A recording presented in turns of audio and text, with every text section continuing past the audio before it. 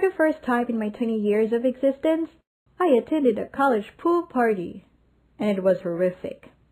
I don't really attend parties. I'm not very fond of crowds, you see. However, there was this one time when my friend invited me. He told me some of our friends will be attending as well. I was about to leave the country and I haven't seen most of my friends in a while, so I decided to go, just so I could see them before I left. And so I went. And guess what? Guess what?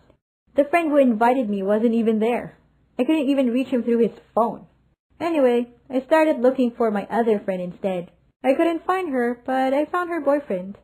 Hey, where's Carmen? I'm not sure. She might not attend. Internally, I was screaming. Like, what? Why the freaking Dracula am I here then? My other close friends weren't there either.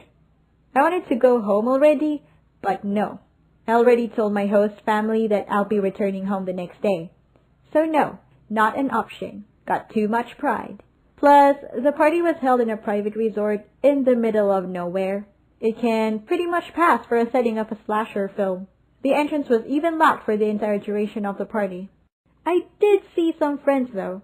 But, you know, the kind of friends who are more than acquaintances but not close enough either. Those friends.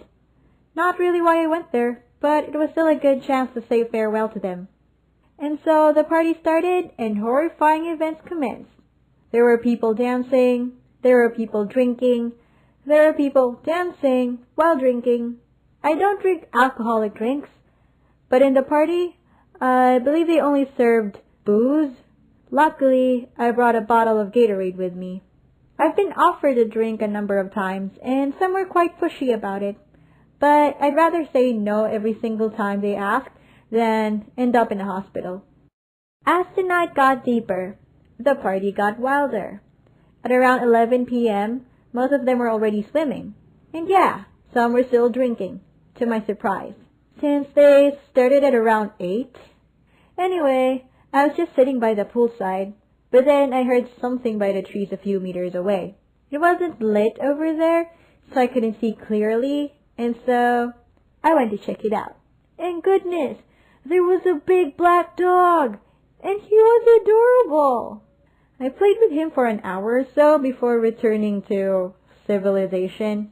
When I got back, the sight made me just want to immediately return to the dark side and just play fetch with Sirius Black. There were people bloody making out in public. Okay, this might be normal, but as a person who rarely goes out of her room, I was pretty shocked. I didn't know where to look. There's like a couple exchanging saliva in every bloody corner. Then, there was this particular corner where some guys were smoking and sniffing some unknown stuff. I believe most of the people there were younger than me, and it just boggles me how they learned to do all these shiz. Then I just decided to go to one of the guest rooms to sleep and escape everything. But on my way there, I heard weird sounds coming from other guest rooms. I didn't want to assume anything. They might just be playing or whatever, so I went ahead. The beds were double-decker beds, and I decided to sleep on the top bed of one of them. I fell asleep, but woke up not long after. The bed started moving, and I could hear people talking and moving a lot below. The girl was asking the guy to remove his shirt. Again, I didn't want to assume anything. She might just be worried that he might get sick due to, I don't know, the hot weather. But goodness, please at least let me sleep. At around 4 a.m., there was a loud commotion. I could hear people shouting, crying, knocking the door loudly. Well, I no longer expected a good night's sleep anyway. I gave that up and accepted reality a few hours ago. So I didn't even become annoyed this time. I had no idea what was going on, and I couldn't care less. I just decided to wait for 5 a.m. so I could finally leave. At exactly 5 a.m., I got up and went down the bed. And yeah, there were 2 people below me. They were huddled together under a blanket. Well, who knows? They might have just I don't know, really needed a hug. Yeah, whatever, I'm leaving. When I got out of the room, I thought everyone was still or already sleeping. But I saw a girl by a corner. She was crying while hitting her head on the wall.